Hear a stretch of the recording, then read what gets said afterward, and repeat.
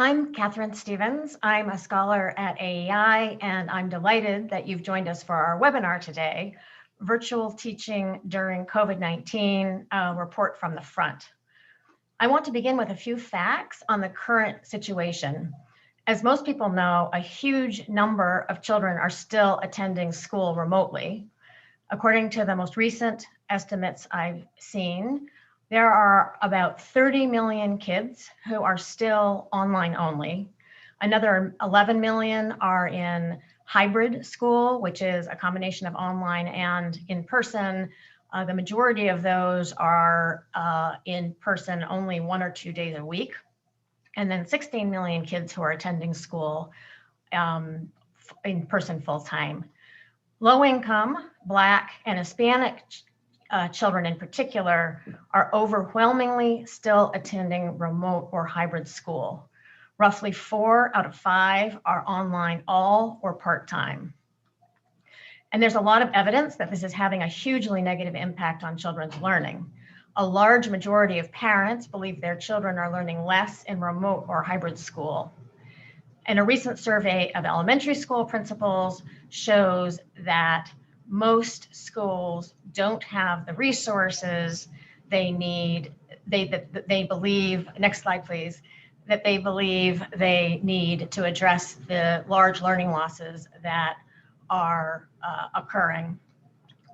People are increasingly worried about a drastically widening achievement gap. There's a lot of discussion going on about what's happening to children.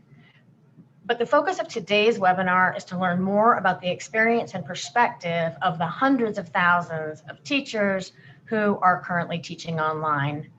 Roughly 2 million are teaching online only, and another 700,000 are teaching partly online. We have 4 wonderful educators joining us today to share their experiences with teaching on Zoom for almost a year now. They're all working in the California Bay Area in disadvantaged communities that are almost entirely Hispanic and are very low income. I've asked our panelists to tell us about what it's been like for them to teach on a screen day after day. How has it affected them as teachers, and how do they see it affecting their students' learning? They'll then share their views on what they're anticipating their students' needs will be when schools finally reopen, and what they think needs to happen to make sure that all children get back on track.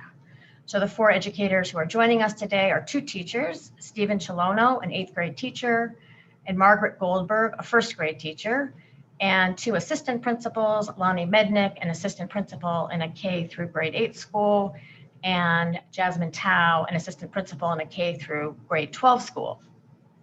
So to start us off, I'm going to show a few photos and a short video they've shared with me to give us a more concrete picture of what their day-to-day experience looks like. And then we'll hear directly from them. So this is what 2+ million teachers see all day. This that you're seeing here now is one classroom that Lonnie is supervising. And here's another one.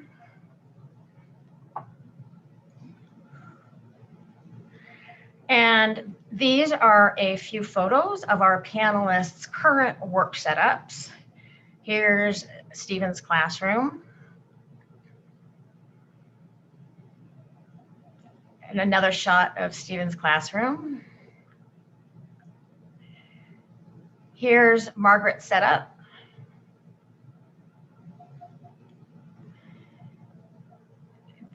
This is a screenshot of Margaret teaching.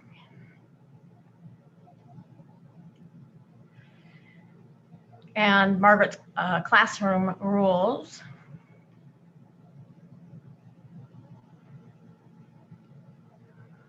And finally, she gave me a short video to give us a sense of what she does all day. We distinguished, which means learning to tell the difference between what we learned from the illustration. Come off mute, guys. What does illustrations mean? Unmute. illustrations are pictures. Good. And what we learned from the text is, shout it out. Words. Yes. Thank you so much. Words. Yeah. And they could be sentences or they could be single words. You're absolutely right. Nice job. All right. So I can distinguish what I learned from the illustrations and what I learned from the text in the book, What Makes Day and Night, to describe the pattern of light and dark on Earth. My group had a big discussion, making sure we were all clear that the Earth is the thing that is moving. It's moving 1,000 miles per hour, and it's the sun that is staying still. One of the things that we talked about that was really helpful is that sometimes it can seem like something's happening and it's not really happening. So I gave this example. It seems like my hand is growing, but my hand is not really growing. It's just getting closer. So sometimes something can seem a certain way, but it is not actually happening. So the sun seems like it's moving, but it is not actually moving. It's the Earth that's moving. All right, you are going to be able to share this in Seesaw by making a video because you had a discussion in your breakout rooms. So your Seesaw assignment is just to click the video button and to answer the question, why does the sun appear to move across the sky? You're going to be able to explain that it's not the sun that's moving. It appears or it seems like it's moving. It's actually the Earth that moves. We are going to do the work.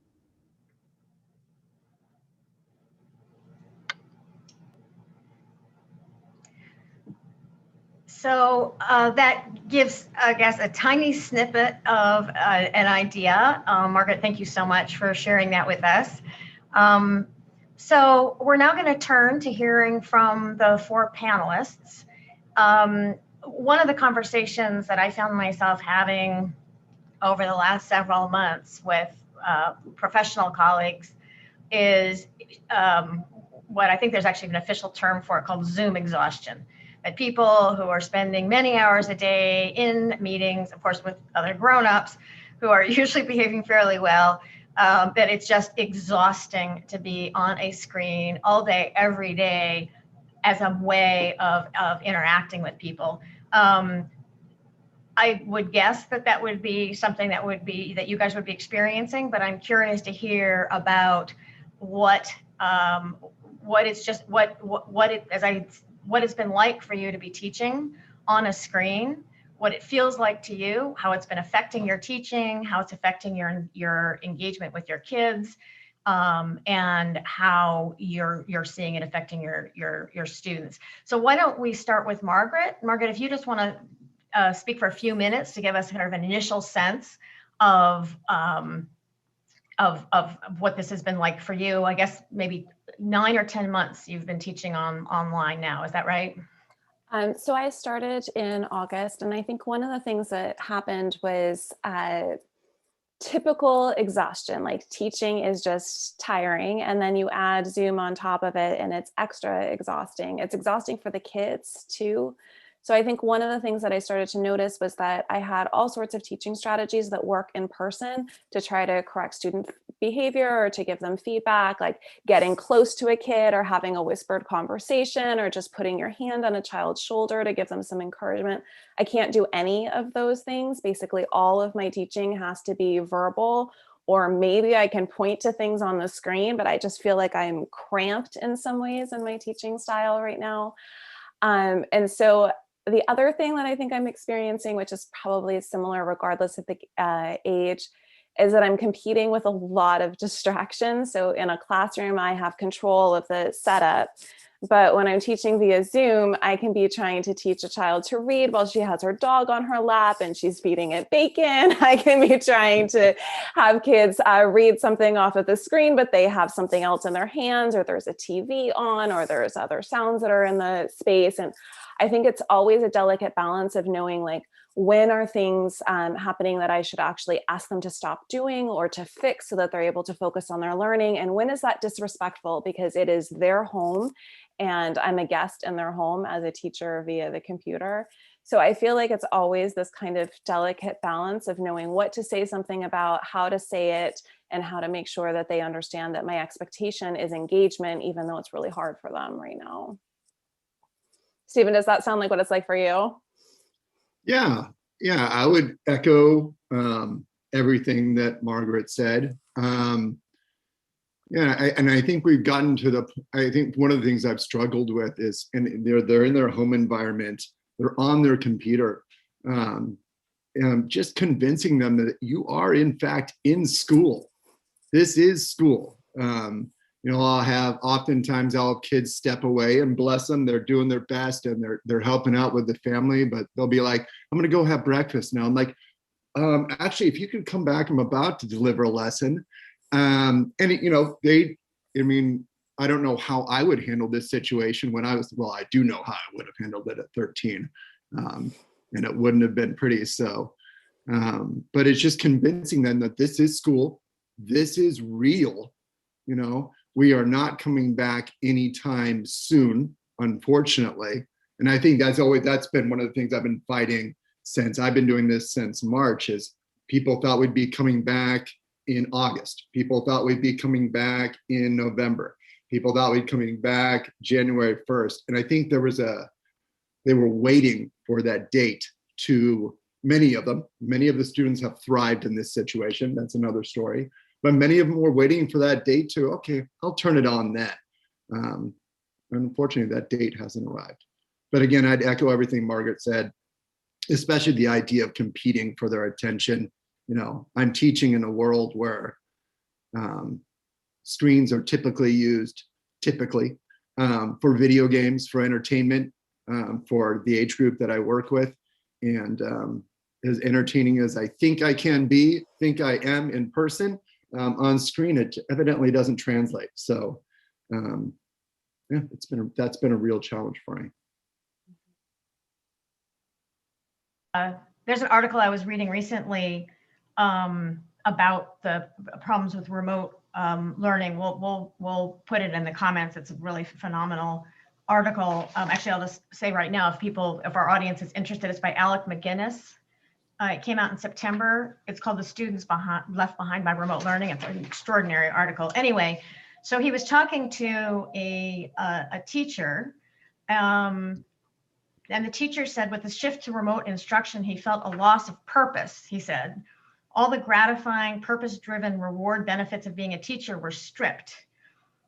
At first, he and his colleagues called to check up on the students who weren't logging in. But then he talks about just kind of getting disconnected because what the teaching had meant to him, which is those personal relationships, was something that just wasn't there. Stephen, can you talk about how that's been for you? Yeah. I was thinking about that last night, actually. It's become, and then I can hear my father's voice. Well, if it was supposed to be fun, they'd call it a vacation. So my dad was a child of the Depression. So he always has a tough and strict view on work. So it's always in the back of my head. But work for me was fun. I'm not such a good person that I'm out there to save kids or to do this because I want to give back. In large part, I teach because I really enjoy doing it. I have a great time really every day with the kids. I like the challenge. I love working with the difficult classrooms. Those are always end up being my favorite kids. But in this kind of environment, I feel like all those joys, many of those joys, that's an overstatement. Many of the joys are stripped away. Just that ability to have that one-on-one connection, as Margaret referred to, the ability to put your hand on a student's shoulder and say, hey, you can do this, and to see them respond to that, so those little interactions that, I think help teachers get through difficult moments and challenging times aren't there. You know, again, that's why they call it work. So I don't want to complain too much. And there are tougher jobs to have, but that's been a real challenge for me. So just as from a, maybe even from a like a motivation standpoint. How many kids do you have in your, you teach 8th grade, and these are gifted people who love and are good at teaching middle school. It's a gifted and a rare breed in my observation. But so how many are in your 8th grade class now? There are 59 students. I have 2 tracks of kids, 2 classes of kids. You have 59 students that are in little squares on your Zoom screen on a daily basis, in theory. In theory, yes. And how many of those, so every single day you're interacting with 59 little squares on your screen? That's what's happening. And what percentage of those kids are there at all? And what percentage have their videos on? So so it's gotten much better. So at the beginning of the year, so in August, I would say that the percentage of kids who were consistently in attendance probably was about 85%, compared to what we typically see in our school, which is about 96% on a daily basis in standard normal school. The percentage of children with their cameras on, in the beginning of the school year, it was probably 50%. Right now, I would say, with every additional time that I lose my temper about it, we've grown to probably about 90-95%. And I think, and I say lose my temper about it, but to be fair to them, I think we've grown together, we've developed relationships, and they have a sense of empathy for me too. Like I've expressed to them, it's very difficult to speak to a group of blank screens. It's silence, much, but blank is just too much. So. Wow. Margaret, what about you? How many kids are on?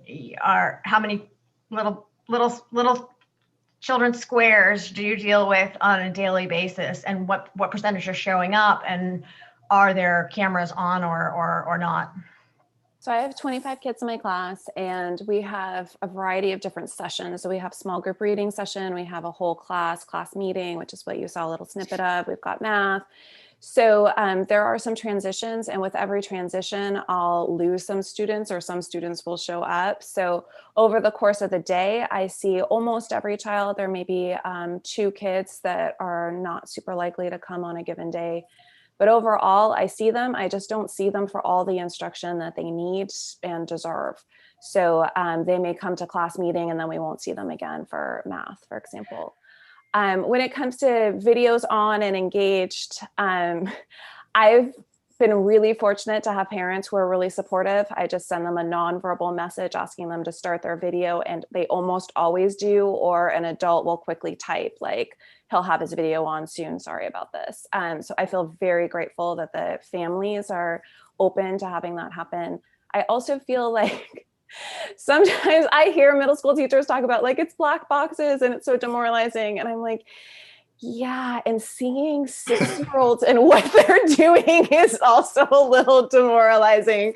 They may be upside down on a couch, or they've got something in their hands, or they're eating or walked away, or there's a dog or whatever it is. And like, I think I've gotten to the point now where I'm able to see like they are engaging in the work. I am seeing growth. I am actually seeing academic progress. So I'm trying to allow my expectations for classroom behavior to settle into this new normal. I'm wondering if we could, Martha, if you're still there, we could get back up on the screen one of those photos of the Zoom screen. Can you share your screen? I just want to give everyone, the audience, a few minutes to look at this. I mean, when we first got the idea for this event, actually, in a conversation I was having with Margaret, when I was just grasping that this is what teaching meant to her. Now, this is obviously, these are young children. There's many fewer than 59. But you can just, if you look at this and the other, actually, Martha, can you go to another photo? You just see these kids this is kindergarten. Lonnie, this is one of Lonnie's supervising class, and you can just see them. They're kind of like all over the place. And I'm assuming that I was sent shots where most children were more or less visible. Martha, can you go to the next one? So it looks like, Margaret is successfully getting this group of kids to kind of respond. And there's the guy with the blanket over his head, you can probably see in the sort of the lower left. So in any case, this to me really kept just before speaking to Margaret, I hadn't thoroughly grasped, thanks Martha, I think that's good. I hadn't thoroughly grasped that this was what was going on with 30 million children and 2 million plus teachers. And I think somehow when we're thinking about how this is affecting people, children and teachers, and we're thinking about how to put the pieces back together again, for us to fully understand what's been happening is really important. So let me turn to Lonnie and Jasmine and ask you guys to talk about what you're seeing kind of more generally around the questions I've been asking. Lonnie, do you want to start? Sure. Yeah, this is not Sorry for interrupting. So Lonnie, just to remind you, as she's an assistant principal of a K-8 school, right, Lonnie? Yes, yeah. And we even have some TKs, so some like preschool almost students that are on Zoom every day. And it's definitely not. So, I'm sorry to interrupt you again. So how are you spending your days? I should have asked you this. Oh, no, that's okay. So I was just saying it's not ideal for my day, not ideal for the kids, not ideal for teachers. My day is a range. We definitely have an all hands on deck approach. So I'm teaching some small groups every day. I'm in classrooms observing, giving feedback to teachers. I have 3 Zoom classrooms. You're on Zoom classrooms. Exactly, Zoom rooms. I have 3 first-year teachers that I'm supervising. So like brand new that I was able to support teaching them about, being a first-year teacher and supporting them in that. And then it's on Zoom. So it's this strange new world that we're all first-year teachers in. I have a lot of meetings with teachers one-on-one, supporting them in that effort, and also with the other admin to create the conditions for this to be successful, or at least somewhat successful. And I do a lot of thinking about the data, thinking about like how to respond and be flexible in the moment to all the many things that are happening every single day with our students, with families, with teachers. There's power outages where, then school is not accessible. It's almost like the building is locked on a rainy day. And so there's like a lot of responsiveness that I have to do in the moment and long-term planning. Like as Stephen was saying, we don't know when we're coming back. So it's like building the plane while we're on it feeling. And, there's a lot at stake. There's these students and their education is at stake. So every day I feel like I hold a lot of responsibility and just want to be present and supportive of all the needs that arise. So when you're in these Zoom rooms, like we had a couple of photos of those, what's the range of, I know all of your teachers are I'm sure all trying as hard as they can.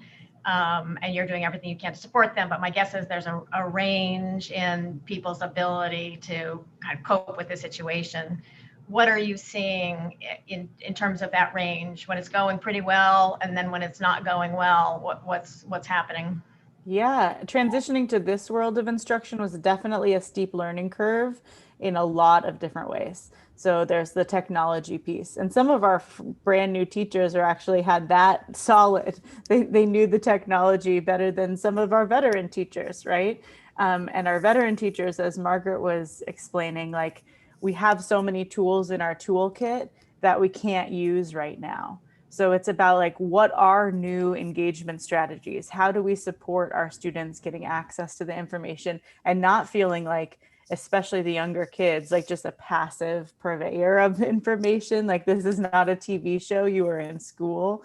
And yeah, so there's quite a range from teachers that don't necessarily have the skills technically or instructionally to like engage and push students, to a continuum of teachers that are doing amazingly well. Like, I am inspired every day when I come into some of these spaces around the community that they have created through little Zoom boxes, and the feeling that I have every time I'm in those spaces. It is inspiring. So yeah, there's definitely a range, and everyone is trying very, very hard. Like, there's nobody slacking here. Everybody is showing up every day and giving it their all, despite the circumstances that we're in. So Jasmine, you're an assistant principal, and I'm sorry I described your school incorrectly. It's a TK through 5 elementary school, right? So how would you describe, what is your day like? What do you do every day? And what are you seeing in your classrooms? So I would say, keeping a pulse of what's going on is different in virtual school than in person, because I can't just walk up the hall. We don't have the same mechanisms to see who's showing up late or leaving early, to what Margaret spoke about who's, on camera for the full instructional day. And so we were fortunate to have pretty much nearly our entire teaching staff return from last school year to this school year. And so the relationships with like staff are there, and relationships with teachers are there. We have many students with siblings, and families know our teachers, but the same kind of identifiers we would use for kids aren't there. And then a large need, I think what's become more visibilized is the challenges that weren't as readily apparent before we were relegated to just technology. So, we have several families who are not literate in English or Spanish. And so that's necessitated, I think about pandemic, how many paper flyers went home, and they went home in English and Spanish, but we had families who couldn't read them. And so besides observing classrooms virtually, I'm bilingual and literate in Spanish. And so I've also done tech support. I've taken family calls for teachers who don't speak or read Spanish. And our teachers have tried, the best they can with Google Translate and things like that. But we have 2 newcomers who came to our school from outside the US in January of 2020. And so had about a month of schooling before the pandemic hit. And so I was teaching those 2 kids because their teacher didn't necessarily know how to teach them fractions in Spanish. They're 5th graders. And so I think we see a lot of things that are visibilized that weren't, but then we're also missing, a ton. We can't I think about elementary school, we do vision and hearing screenings. We can't do that right now. We see, being able to see a kid's physical affect and have those kind of early identifiers of, for nutrition, for needing a referral. We have several students pre-pandemic even who had anxiety, and that's to be expected. Many kids when they start TK or K are scared to go to school and things like that. And I think that's the longer we're in distance learning, that's the kind of thing that we expect to have ripple effects. We expect to see 3rd and 4th graders with anxiety about coming to school by the time we come back. And so it's a lot. I think every day is different. I think I keep a calendar and keep a list of things I want to do, but there are many more, unknowns and unpredictables, like tech challenges. The teacher's internet goes out. A kid came to the Zoom late and the teacher's not seeing the waiting room. So the family is texting every teacher they know about, can their kid get let in? This kid hasn't come to group. Oh, this entire family left the country, so our ability to keep the pulse is largely dependent on our relationships with families, because we hear the information from them. We can't necessarily seek it out the same way we would notice if we were in the building. And Jasmine, how are you seeing this affecting the kind of energy, motivation, morale of the teachers in your school? I think I'm so grateful to our teachers. Our teachers are working so hard and working so beautifully in partnership with our families, but I think we've been given an impossible task, but it's hard for people to talk about that without laying blame. And we can talk about a lot of places the blame should go. The blame should not go on the folks in school buildings. I'll leave it at that. And so I think, the fear in education, when you look at what's the next goal and urgency and this, being able to cede control, because we have to, we have to cede control to the pandemic, while also keeping the motivation to keep going is challenging. To keep teaching when all the cameras are off, or to keep trying to log on when the Zoom has gone out 5 times in the last half hour. And I think that I'm thinking about what Stephen said about, like, we've been waiting, like, oh, it was only going to be a month or 2 months. And, people who are like, we'll be back at Disney World in July of 2020. We look back and laugh, but there's some healing that has to happen. I had a session with somebody that was really beautiful, that was about acknowledging the loss. This was at the end of last school year, so June of 2020, and acknowledging that everybody has lost something, whether it's seeing your child graduate or being able to connect with a loved one, and have to humanize our staff and our families while we try to do the best we can with what we got. Yeah. Stephen, what are your thoughts on kind of following up on what Jasmine just said? And you said before about the motivation. Couple of things. One, are you in touch with colleagues, and what are your thoughts on your impression of what they're going through? And another question I have is, how long, Stephen, can you keep this up? I can keep it up indefinitely. I can hang in there. I don't want to be overly dramatic and say I can only take it for a couple of more months. It's difficult, but it's not undoable. Having said that, we're just not seeing the outcomes that we used to see. So, which is a whole nother conversation.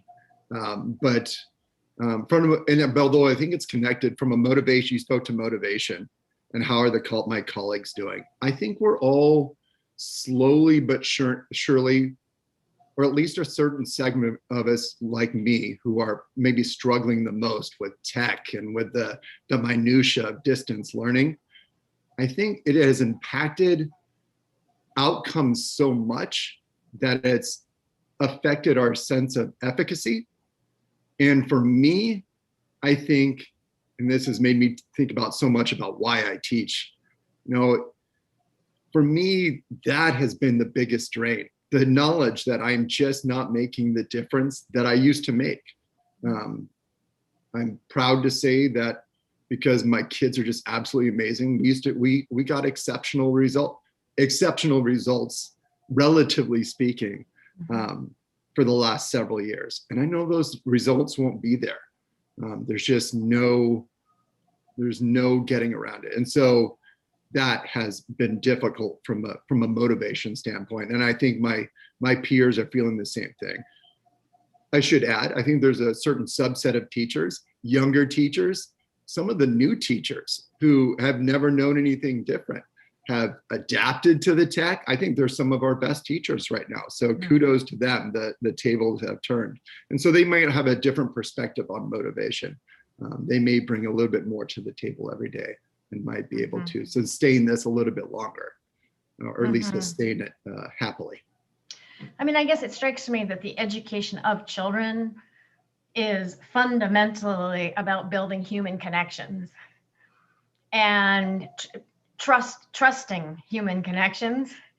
And my own experience on Zoom is there's just a low ceiling on how those relationships, those human relationships, can be built via a screen. One thing I'll be interested to see actually is the newer teachers who are doing very well on the screen, to what extent they'll do well when the centrality of the human relationship is put back in the equation. No, that's a good question, and perhaps, you know, and I'm the old guy here in the room. You know, perhaps it's that right now there's a younger generation that is more practiced and more adept at building relationships through the screen, through texting. Interesting. And maybe that's, you know, we'll see if that continues when we go back. My time will come again, but for now, it's served them well. So I just want to ask Margaret and then Lonnie to comment on the motivation question, and then I want to turn to what you're seeing with the families and the children that you're teaching. Margaret, what are your thoughts on the motivation, on this motivation issue? How it's affecting you? Your observation about how it's affecting colleagues that you're in conversations with? Well, I just got my mid-year data back and my kids learned. There's this part of me that's like, oh my gosh, this is actually working better than we might have thought that it would work. And that I have kids who came in as non-readers and they are now reading. So I feel really excited by that. I kept looking at the data. I was like, really? Okay, this is good. But I think there's a couple of things that are missing right now that I can't get to them. So they're not having like the bulk of reading that they would normally do mid-year and first grade. They're not doing the amount of writing that they normally would do. They're not engaged in the amount of conversation, academic discussion that they would do. So I think one of the things that feels a little bit sad to me is that the joy of the learning for the kids isn't as high as it ought to be. Like they're not having that experience of like suddenly becoming literate and realizing that it's happening and being excited to show me a book from the classroom library that they can now read. And like all of that stuff is not there. And I think that that's one of the things that I thrive on as a teacher, is seeing kids come to this set of skills and surprise themselves with their abilities. That's not there. I do think that when it comes to my own motivation, I'm in it for as long as we need to be in it. But one thing that I keep saying to people, and I'm like, don't hold me to it yet, but I really want to loop with these kids because I want to fill in the gaps that they've experienced. I want to make sure that they're properly prepared to adjust to the next year. And I know right now they're not. So I think we're not going to find out the effects of what's happening right now until kids are actually back in school buildings and we are trying to teach them, and we're starting to notice what gaps there are in their learning, what strengths they're bringing, because there are some things that we've been able to do really well in distance learning that have been a struggle in in-person learning. So when you say loop with them, does that mean that you are their teacher again next year? Is that what you mean? I think I want to. I mean, we'll figure that out. But I think one of the things that I kind of hold in the back of my mind is next year's teacher is going to have to pick up the scraps that we've given them, right? Yeah. So they're going to have to look at the data. They're going to have to see what wasn't possible to cover in distance learning and what is going to have to happen in in-person learning. So I want to come back to that. I think that's so enormously important. Like something has to happen and we have to figure out what that's going to be. But before we turn to that, Lonnie, could you say something about what you're seeing in terms of this is obviously a struggle for you, as you've explained, trying to keep this together. How are you seeing it affecting your teachers, or the range that you're seeing? Yeah, similarly, it goes up and down each day. Like in days when you get data and you're seeing that students are making meaningful growth in reading, you feel excited and motivated. And I've seen teachers like, wow, like some of them are growing more because I'm actually teaching my reading group every single day, instead of like sometimes in the classroom setting, there are distractions that pull you away from that.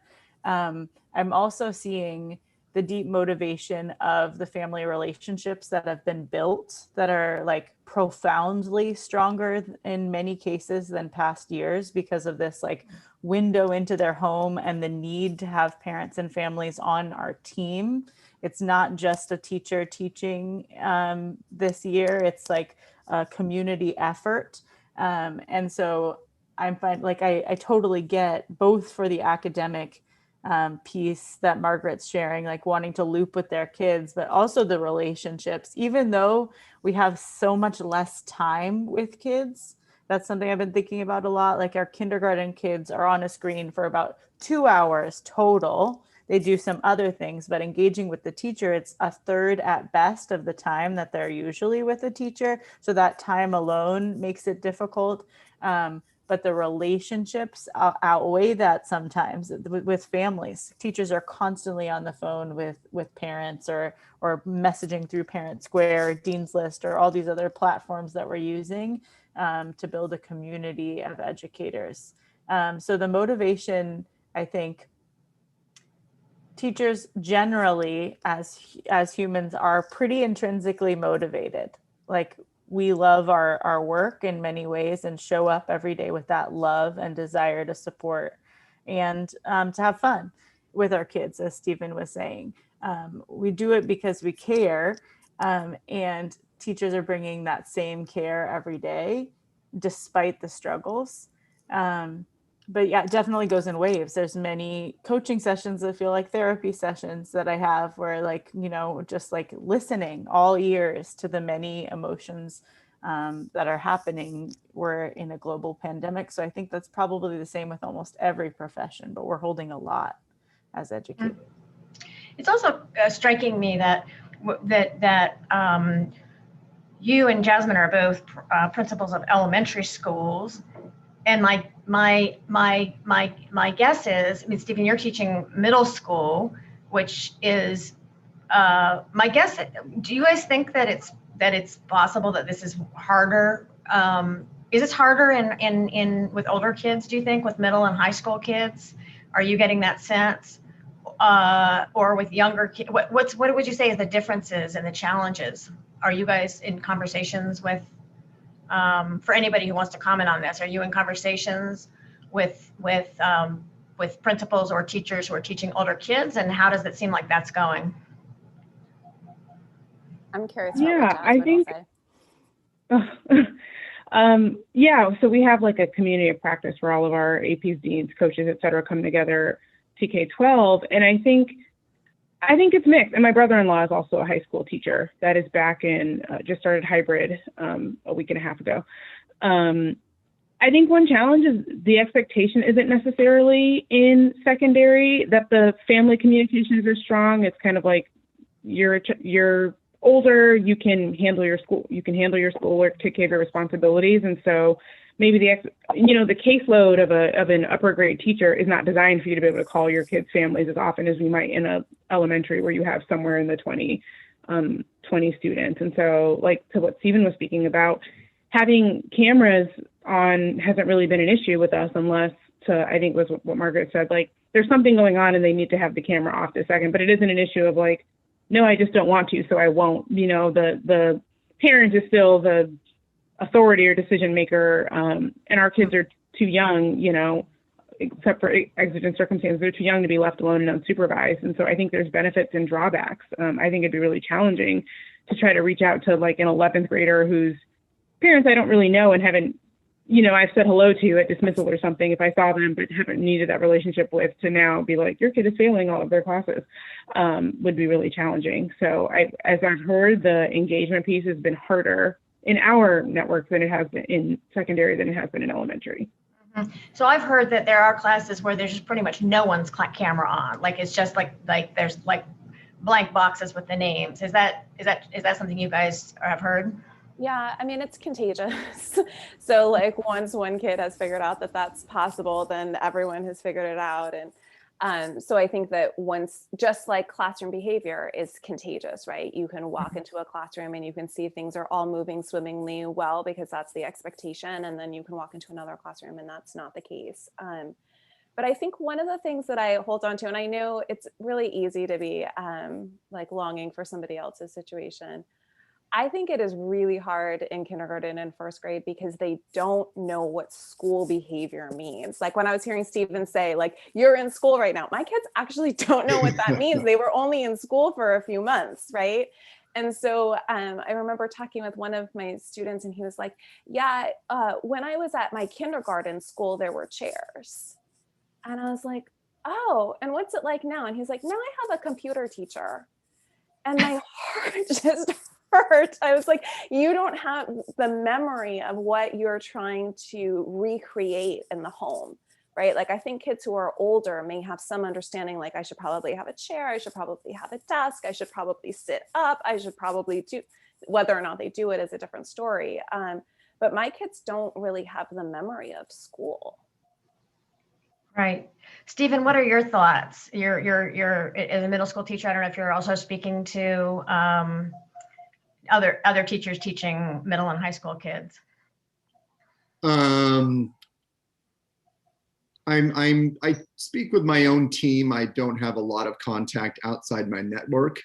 And so, I mean, I speak with my middle school team. So I really can't compare and contrast the lower grades with the upper.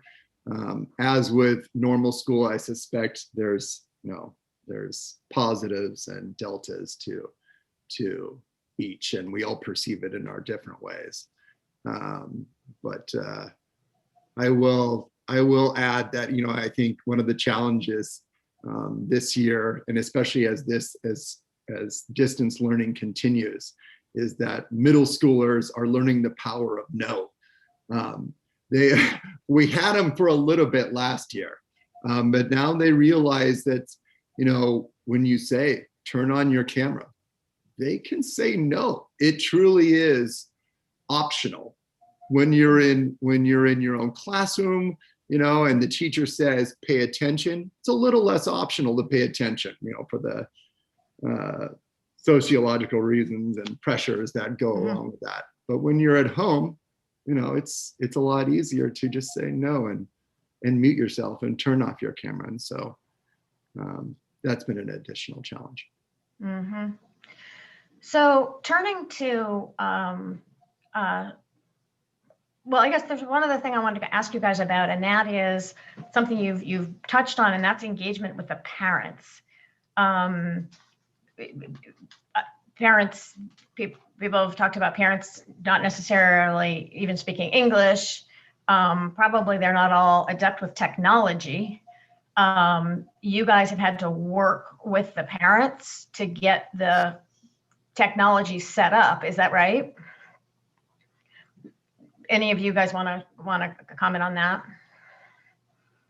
Sure. When we started, I think it was about 70% of our families did not have the technology that they have now, or the technology they needed to access their instruction. So at the beginning, it was a lot of sanitizing laptops and gathering hotspots, and just giving it to families is not enough. As Jasmine was alluding to, like lots of tech calls and setting folks up with the technology, like what is Zoom? How do you use it? Here's a child schedule. Here's Clever. Here's Zern. Here's Lexia. There's like all these platforms.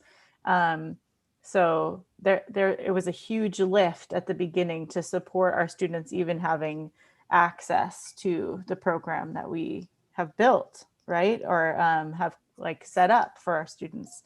And then in the moment and every single day, it's very infrequent that I'm in a class and don't see a parent sitting next to a child, even if it's just like their arm, or I hear their voice when I'm trying to give an assessment, giving students answers. That happens. But it's very much working with an entire community. There's lots of times when parents will pop in and ask the teacher a question in the middle of a lesson. And a lot of our teachers have really appreciated that in many ways. And it's also a vulnerable piece, because no longer is a teacher just teaching to a classroom of students. They're teaching to their students and all the parents. And there's like judgment, questions, like criticisms that come out, and like overwhelming admiration as well. So yeah, it's quite the gamut, and it's really important to have these relationships built, and that it's really important for parents to feel supported in their efforts at home as well. Mm-hmm. Jasmine, do you want to add anything to that? Yeah, I would agree. I think And that was something interesting. I think there was a lot of momentum. I can speak about Oakland, but I would imagine nationally about like getting tech in a kid's hands and, solving the long-term problem of the tech gap. But to what Lonnie said, like giving a computer to someone who does not know how to use it, and I'm talking about family members, caregivers, is not the answer. And so screenshots were some of our best friends, screenshots, and some of us took videos on our phones, like have your partner or roommate hold your phone behind you and take a video of you using the computer. It was a huge, I think, lift. And then of course, there has been some risk. Sometimes the only way to fix a computer is for the family to bring it to school. And so we have to bring it to school, gear up, try to fix it outside, weather permitting. And I think it is, being in students' homes, we try to be flexible and open. For some students, some families have the space for students to be in a room working, but many of our students have siblings or live with cousins.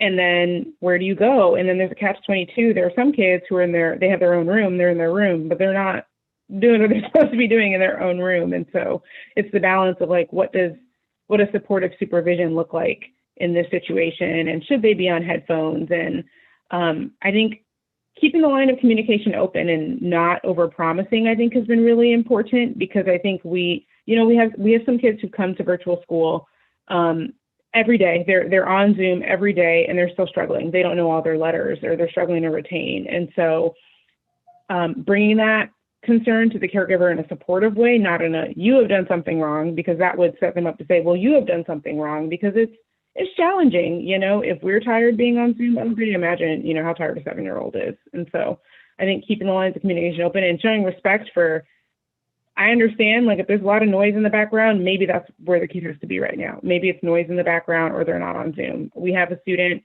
it's super cute. His mom works at a fast food restaurant. And so you can see the logo in the background. And I thought he had changed his Zoom background. And then I realized that he was at his mom's work. And I was like, we appreciate your dedication and commitment to take him, and that's an additional risk to have him sit in the area, the seating area of a fast food restaurant and work on his computer so that he can join. And so I think having that respect and empathy and knowing that there's a lot of things we don't know has gone a long way to supporting families.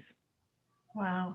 And Lonnie, you just put in the chat that you guys actually have tech support every 3 hours a week to work with parents. Is that just for a lot has to happen in the moment, but we do have 3 hours reserved every Wednesday from 2 to 5 that parents can come and exchange computers or see what's happening when they can't access. Because sometimes, like, as we all know, technology is working for them and then something happens. So we have to be responsive to those needs. And as Jasmine said, it has to happen in person sometimes because we can't see what's going on for them. And there's so many little issues that could happen with technology. Right. And Stephen, how does this work for 8th graders? Like, who gets them set up? Are you interacting with parents at all? Physically or? No, in screen. Yeah, no. So, for me, this has been one of the positives to come out of the distance learning experience. And perhaps this was a growth area for me, but I think this pertains to other teachers. This has really forced us to up our volume of parent communication. And so for me, in many ways, and I admittedly can have a tendency to become kind of an island unto myself and to be a little closed off. And so this really forced me, to reach out to parents on a daily basis for any number of reasons, whether it be from technology to work completion, and to reach out to every parent, because every parent at one time has run into one of those needs. So I actually feel closer to my parents in many ways than I ever have before. And so that's one of the things that once normalcy returns, such as that may be, that's one of those things that I want to take with me and continue. And are you finding the parents to be responsive and cooperative? The parents are amazing. Everybody is responsive and cooperative according to their means or to the place that they're in. You know, it's a global pandemic. We have so many of our parents have lost their jobs. So sometimes schooling, which is hard to hear for some, is not their priority. You know, getting food on the table is our priority. And so that's requires a whole nother level of empathy and understanding on the part of teachers. But yeah, the parents have been amazing. So they're incredibly supportive and communicative. You know, I feel like this is really maybe the first real life silver lining that has struck me about this whole thing. That I have my own background is in K-12. I worked with low performing schools in New York City for 10 years, and schools are notoriously disengaged from, or parents certainly perceived schools as disengaged from them. And if Stephen, to your point, if there was some way to sustain this, to kind of incorporate what's been learned from this going forward, that would actually be a big gain from an otherwise. I think we can totally do that. I've had the same experience that Stephen has. I think another thing that is actually a silver lining is that parents are much more aware of the instruction that their children are receiving. And I see that because I see them in the background, or I see an arm that's there while I'm teaching. But I also hear it in students' work. So our students record their reading aloud every day in a platform called Seesaw. And I hear parents prompting with the same prompts that I give. So I'll hear a parent say, sound it out. Or I'll hear a kid recording a video where they're answering a question, and I'll hear a parent say more about that. And I'm like, I say that all the time. Like, thank you so much. We're actually really working in partnership, and kids are getting more support because they have somebody who is there with them all the time, who understands what instruction for a child of that skill level looks like and sounds like. That is fascinating. Yeah, Leonie, go ahead. Just to add to that, I've had so many parents reach out and say, like, what else can I do to help? Like they want to go to workshops. They want to be like, have all the tools they can to support their students at home. And so, yeah, they're really seeing like what the student is working on and specific skills that a student is struggling with and want more many, many times. So Jasmine, do you want to comment on this? Oh yeah, I just put in the chat that I would agree that I think parents seeing our instruction is helpful for them knowing how to supplement and reinforce more than just sending home like paper homework that went home every week, you know, in the before times, or isolated workshops. Not that we have had a lot of success with parent workshops, especially in making explicit, like, here are the sounds that are transferable between English and Spanish. So whatever your kid is reading, they should make the same sound when they say the letter M, and talking about the science of reading and the different components. But I think being able to hear that and then see their child in their classroom the next day has both empowered parents to know how to help their students. And then we also see cross-parent connections. You know, at one of our last workshops, the parent said, here's what I do to incentivize my kid, and pulled out one of those science fair boards and said, I cut a hole in it and put sticker, and I can see through their little office, and I put stickers on it every time I catch her paying attention. And so I was like, okay, I'll just sit back and let you all talk about your strategies for managing this, because my kids aren't school age yet. So you know more than I do. And so it's been really great. We also, go ahead, Lonnie. Just one thing, we had just started parent support groups where parents are just supporting one another. On Zoom. Yeah. And so there's like a Spanish one, an English one, just so like they can all communicate with each other. And they're just like giving each other strategies. And we have our clinicians, the counselors at our site, holding that space just to hear each other out. And it's not a problem solving space. It's more of like a therapeutic space. And that's something that didn't happen in past years. So, you know, this is striking me as kind of an extraordinary win within a big lose, in the sense that, I mean, you guys are actually kind of moving into a role as almost a parent coach in a way that hadn't occurred to me. I mean, this is, that you're in the family's, the teachers are, you guys are in the family's house, which it sounds as though is something that's proving to be enormously valuable for these families. I mean, Margaret, to hear the parent literally learning how to be teaching their own child is extremely powerful. Then the question, we actually just got a question from the audience. On the flip side of it, then, what are you seeing this play out like for children who don't have engaged parents, either because their parent is working and literally cannot be there, or is struggling with something that's taking them, just making it not possible for them to be supportive and engaged this way? Does somebody want to talk about that? Margaret, what are your thoughts? I mean, I have students whose parents are working, or they work the night shift, so they're sleeping during the day, or they need to be working and they're not available, even if they're in the same home. So that's the case for quite a few of my first graders. And I think one of the things that is both heartbreaking and heartening is that some of those kids are the ones who are like logging into a Zoom session 15, 20 minutes early in the hopes of being able to just chat with me while I'm getting stuff set up. Or they'll be in Seesaw recording their voice, singing songs to themselves as they're doing their math. Or they'll want to make extra videos where they answer additional questions they've made up for themselves, or they want to share their dance moves. I think they're actually really reaching out to try to connect with adults who are able to talk with them and interact with them. I think sometimes it's the best moments, like I get a chance to be able to chat with them and get to know them better and stuff. And sometimes it makes me really sad because I realize how lonely you must have to be to decide that logging into school via Zoom early is the best way to get your needs met in that particular moment. Wow.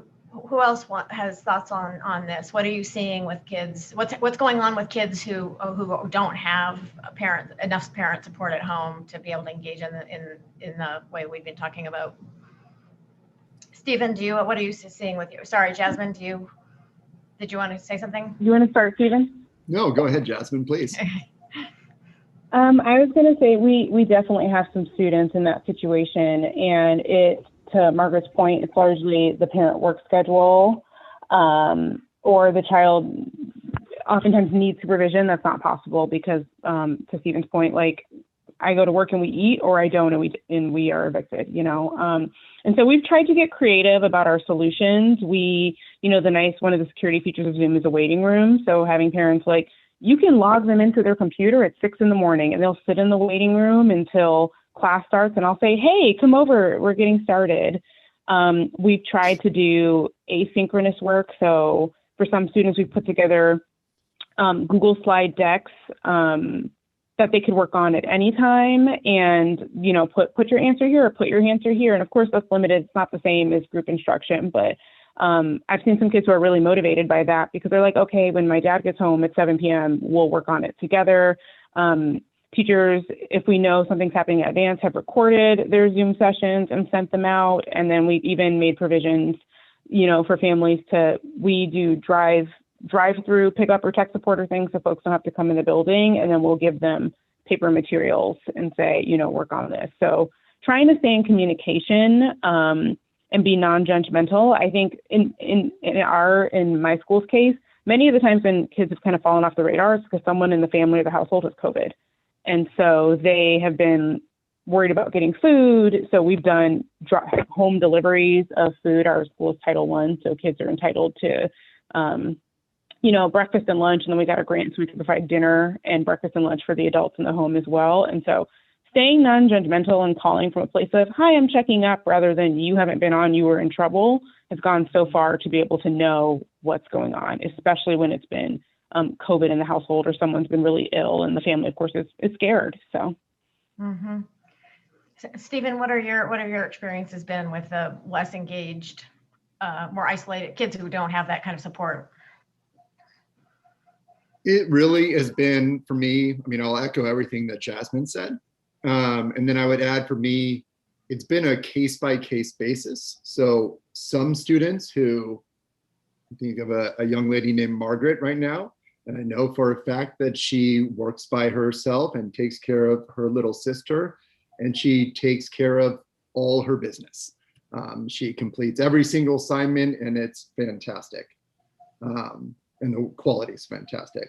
And then I'm thinking of other students who literally do nothing, although they'll often attend Zoom class, which I find kind of heartbreaking on some level, just because they want to have that connection. They're there in attendance, but they're completing none of the work.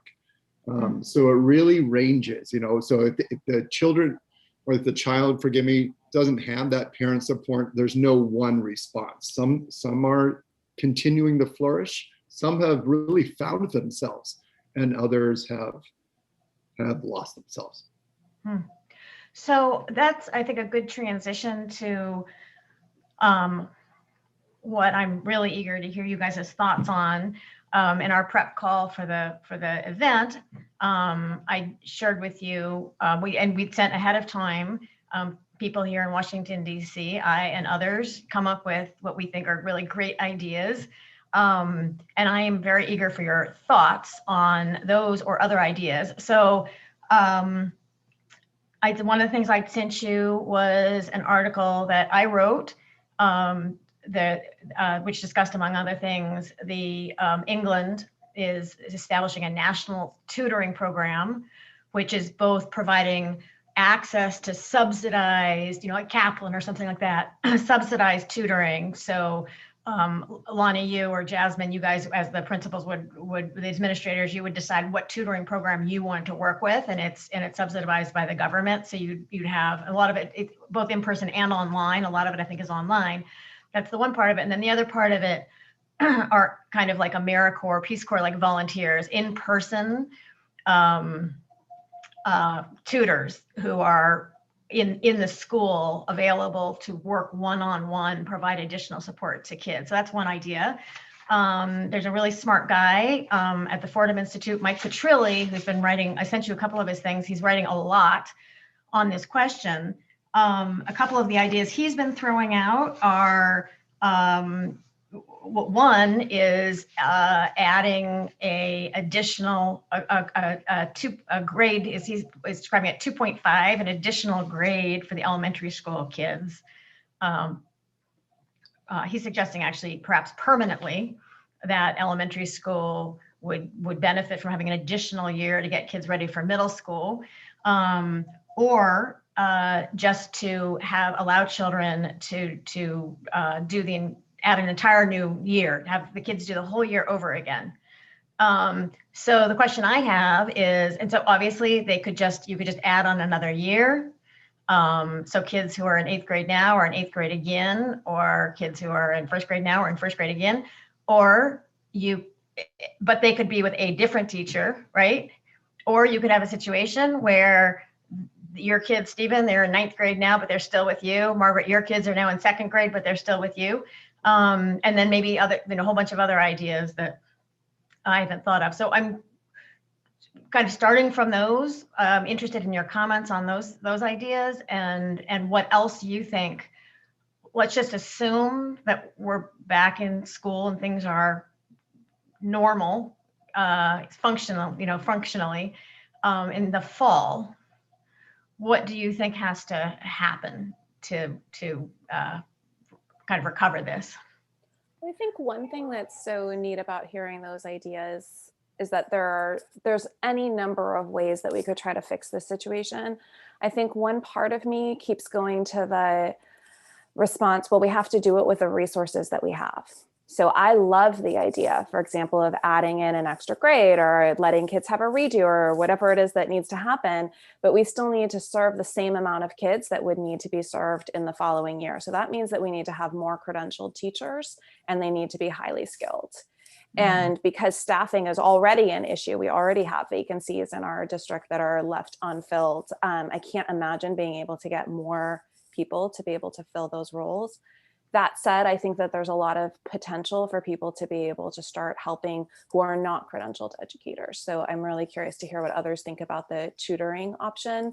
because I think if we had people who are really well trained to work on specific things with students, then we might actually be able to receive those resources and turn them into something good for students, rather than saying like, we're going to do an extra year and we're not going to give you anybody to be able to fill these classrooms, which then turns into another problem that the school has to deal with. Right. And if they're not, if you're just sort of putting any old, as they say, warm bodies there, then that backfires, right? And so, Margaret, for something you've mentioned before, how, like on a scale of 1 to 10, how much would you prefer, whether we called it first grade or second grade, how much would you prefer to have your same kids, again, starting in September? I mean, I would absolutely love to. I know that what ends up happening is you are working in a system where that decision impacts everybody else. So it means that every other teacher in the school now has to learn a new set of curriculum if we're all moving up a grade, which means that people might be teaching a specific grade level for the first time and have to deal with the curriculum of that and the standards of that level. So I don't ever want to make a decision for myself without thinking about the ripple effect that it's going to have on other people. It might be good for me, but it wouldn't necessarily be good for them. I do think that something that's been really helpful to me is seeking support from other people to try to help my kiddos. So I have a student teacher, I have volunteers, I have parents that I'm working with. I'm trying to do everything that I can to make it so that kids are adequately prepared for the next year. We need that same kind of resources next year to get kids caught up. So I think that's what I'm working on. I think it's the least impactful way of solving the problem is to get accelerated gains for our students during this time in distance learning, and then keep those supports up when we go back in person to make sure that we're not in a perpetual state of being behind. And Margaret, what do you think about the idea of them being in first grade again with you next year? Is that something that would be unacceptable to parents? I think one of the things that I saw in that article that you had sent us was the unfortunate labeling of holding kids back. Right. I think when we label it in a negative way, so kids are being retained, that's not okay. It emphasizes a problem that was completely outside of their control. Our society has decided certain things happen at certain ages. So I can't imagine what it would be like for everybody to have the experience of driving, for example, when you're like a 9th or 10th grader or something like that. Everything would shift. I think I'm really trying to focus on figuring out how we can have second grade fill in some of the gaps that were left over from first grade. So I think one of Mike's ideas would be, let's just say in that case, it's called second grade, what you're doing next year, right? But then there would be a 2.5 year that would follow that, you know, and if you had the entire cohort going kindergarten, first grade, grade 1, grade 2, grade 2.5, grade 3, then they're not getting held back. They're getting like an extra year for what I guess people are calling education recovery. Mm-hmm. What does that sound like? Our schools are packed. So to be able to fit in extra students, to be able to have additional classrooms and additional staffing, that's putting the burden on the school to try to figure out how to educate more kids for longer. Yes, that makes perfect sense. Lonnie, did you want to comment?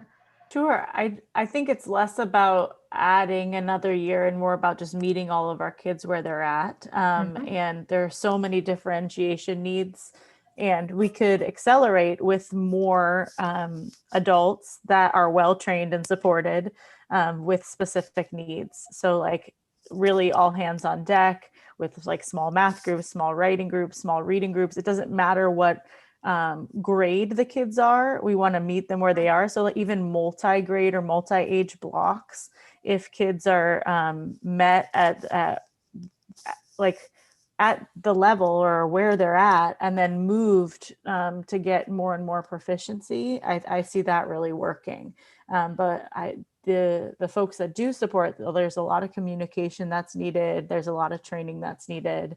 And I believe it could happen. Like we already see this with our early literacy tutors. We have volunteers that we have just to not just leave everything on the classroom teacher for instruction. What do you think of the idea of scaling up either access to the professional Kaplan like tutoring systems and or scaling up the AmeriCorps literacy volunteer programs, for example, so that there were more volunteers, whether people in their 20s who maybe don't have a job, or another piece of this that I find really fascinating is older adults, even retired adults, who are willing to be tutors to work with. I guess the research is showing that 1-on-1 to 1-on-3 is most effective often. What are your thoughts on that? I'm all for it. I definitely think the more folks helping, the better.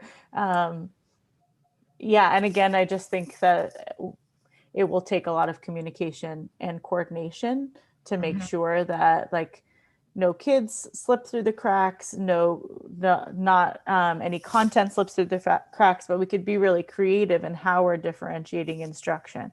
We have a lot of folks that take like the highest group so that the teacher can really zoom in with those that need additional support because they have more refined skills and training in those particular areas. But all students' needs can be covered with more adults helping with the grouping and differentiation. Right. So essentially what you're saying is rather than adding an additional year, just get more out of the year that you have. Yes, exactly. Stephen, did you want to comment? Well, first of all, I want to ask you, would you like to have the same group of kids again next year? Or are you guys going to be done? It's the length of a relationship with middle schoolers probably is a little more finite. But no, I would love to have them back. That's the irony here is this is just one of the most wonderful, sweetest and most intelligent bunch of kids I've had in years. And I love them to death. So not being able to be with them is frustrating. So I'd love to have them another year. But having said that, I want to latch on to a word that resonated with me that Lonnie used, which was creative. And I think it's important that more instructional minutes does not necessarily equate to better outcomes. So having them just repeat a year, we've had an instructional gap that has existed long before the pandemic that, just to be frank, we haven't been able to close. So repeating what has already shown to be ineffective does not sound like it's going to yield the outcomes we're looking for. So being creative, reassigning resources. If we're dedicated to doing something like that, then I'd be all for adding a year, if you will. And what do you think about the tutoring idea? Let's just say next year you're in person and you're teaching 8th grade. How valuable, how helpful, what kinds of outside people do you need? Social workers, tutors, what are you imagining that the outside resources you're going to wish you had when you're back in your classroom next fall with 8th graders in person, let's say, as you're imagining they're going to be? Yeah, all of the above. I mean, if I'm given a menu of choices, I will take all of those, because I think those are all going to be needs. But if I'm trying to be a little more realistic, just having a second or third body in the room, being able to create when you have, 29 students in a classroom, being able to create multiple small groups, being instructed at a 1-to-5, 1-to-6 ratio is incredibly effective. It's something, so that would be incredible. That would be fantastic. So the idea of tutoring, assuming that they're being trained well, would be fantastic.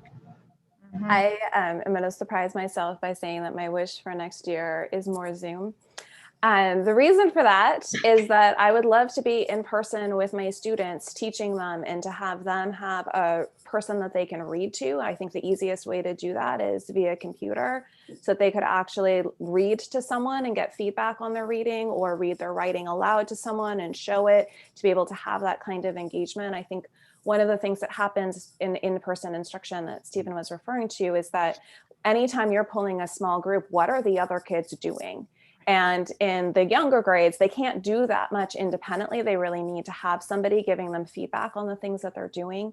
So I love the idea of having an army of people all over the country who are willing to log into Zoom and listen to kids read out loud or listen to kids read their writing out loud. They don't have to provide instruction. They just need to make sure that there's accountability for the work. I can do the teaching. I just need kids to be able to get some support during the application portion. You know, that's interesting. That hadn't occurred to me that you could have volunteers in person, but that hadn't occurred to me that you could have volunteers. My own retired mother would love to do that, for example, you know, volunteers who were operating at a distance on Zoom. That's yeah, we're doing that right now. So I do the instruction, and then I'll have a volunteer who will go into a breakout room and work with students, reading with them. I think one of the things that has been so helpful is to realize that kids actually are adjusting quite well to this. My 6-year-olds are like, here, let me share my screen so that you can see the text I'm reading, and I'll point to each word with my cursor as I'm reading aloud to you. They can do it. Interesting. Jasmine, what are your thoughts? So I think, you know, in my school, we talk a lot about being trauma informed. And I know on this call, we talked a lot about relationships. And so I think for me, the continuity in relationships and folks who kind of share our same philosophy about educating our students and respect for our students and families is super important. And so I think if tutoring and additional adult support would be great, but I would like the funding for that or the infrastructure to be money that's funneled into community members to do it rather than quote unquote outsiders. I think we've had like AmeriCorps volunteers at our school before, and we've had some that are great, but of course people do, you know, their service and then they leave, and that's challenging. It can be, even if the person was great, it can be destabilizing because they weren't necessarily managed by someone on our team. So their metrics for success and our metrics are different. If the person was not great, we didn't have the power to like get rid of them. And it's, you know, it was challenging for students. And so I'd like to see that, you know, fun, like we've talked about, like parents and all the things they're doing and caregivers, and what would it look like to like train folks who live in the community, who have students at the school, who will continue to have students at the school, who could do it more than a year. And I also think, you know, our school is big on, we like liberatory design mindsets, which were designed by National Equity Project in collaboration with Stanford Design School. And one of the mindsets is creating, they call it safe to fail experiments. And the idea is like, as you're tackling a large challenge, how do you take small steps and try things out that if it didn't go well, the entire bottom wouldn't fall out. And I think in this, you know, we're currently still in, we have some hard data and anecdotal data about what's happening with students, but we don't know where our current students will be in like 12 years. You know, like our kindergartners, we don't know what the impact will be when they're graduating from high school. And so I think it's challenging to try to make a large scale solution when we can't even see the extent of the problem. It's kind of like that psychology experiment where they have, you know, young kids walk around a mountain and they say, what do you see? And the kids name what's in front of them because their ability to perceive what was on the other side isn't there. And I think we as adults, and we have experience in education, are still like that. We don't see the other side of the mountain yet. We're still, you know, chipping away in our own seats. And so I think I would say that. And then the other option you mentioned, the looping with grade things, I think I would agree with what a few folks have shared, that our buildings don't have the room.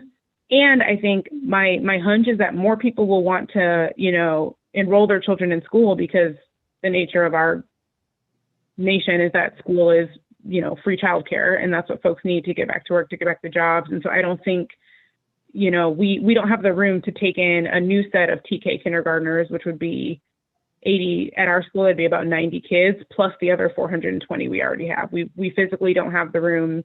And we know that that's a need to be met. So I couldn't see that happening in our current building or with the current way that school is set up, you know, as childcare for families.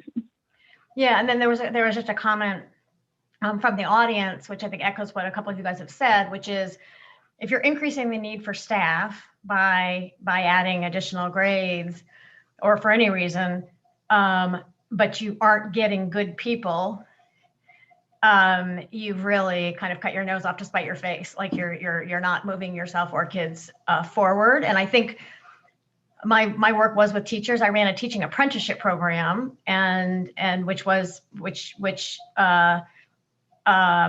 it seems as though it's kind of what's needed at this time, which is to put a person who is perhaps even wanting to be a teacher, to be working with professional teachers, but in a learning way, and also people you can frankly get rid of if you're finding that they are being counterproductive.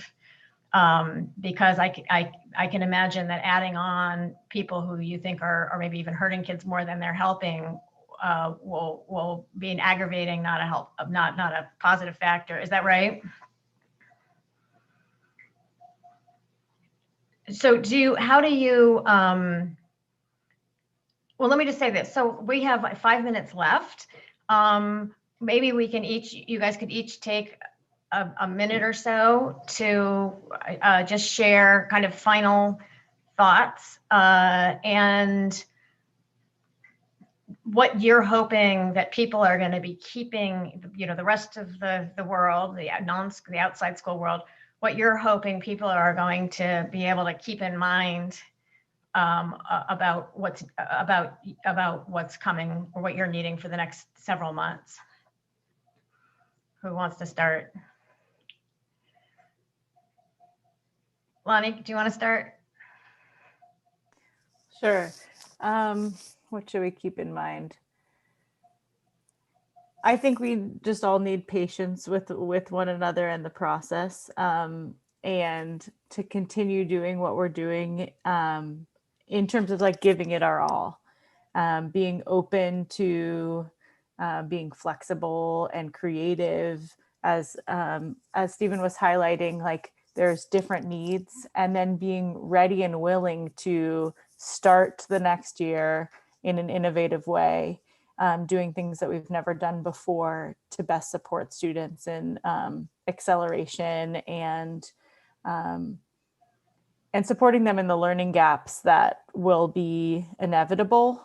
And as Jasmine was saying, unknown at this point. Like we know certain pieces that there will be gaps, but I think we have to be adaptive and ready to solve new problems. And I think continue with that silver lining conversation we were talking about, like continue to utilize the relationships that we've built with the community, continue strengthening those bonds, so that we're not doing this alone and that it is a community effort. So just patience for one another in the process, and a drive for doing what we need to for the kids. So Lonnie, one quick question. When you say creative things that haven't been done before, the thing I've been hearing you emphasizing is things like creating kind of a bill or sort of level-based smaller groups that aren't necessarily tied to particular grades. Is that the sort of thing you're thinking about? Yeah, I think I think not just like a teacher needs to take care of the many needs of their classroom. I think as an assistant principal, I plan to next year still pull groups. I want like librarians and clinicians. I want like everybody at the site, tutors, like all invested in the needs of the students. So teachers are not alone in grappling with and having full ownership over everything that is happening in their spaces. And different school days, like understanding what we've learned about the strength of technology in many ways and incorporating that in the classroom, and like rethinking how we're using instructional minutes. Stephen, do you want to? Sure. I'll ride Lonnie's coattails again. She's used the word open-mindedness, and I go back to just being really frank and honest with ourselves. We weren't knocking it out of the park prior to the pandemic, so perhaps yet another silver lining of the pandemic of distance learning is a chance to reimagine what school looks like, because again, we weren't knocking it out of the park before. So, let's use this as an impetus to create change, and to be open-minded about what that looks like. And people brighter than me will have to tackle that one, but I think it's one of the things we can do is identify those silver linings that we've talked about and incorporate those into the school year next year, the hopefully standard school year, physical environment. I think something that would be really wise, I know a lot of people are trying to help right now and trying to think of creative ideas.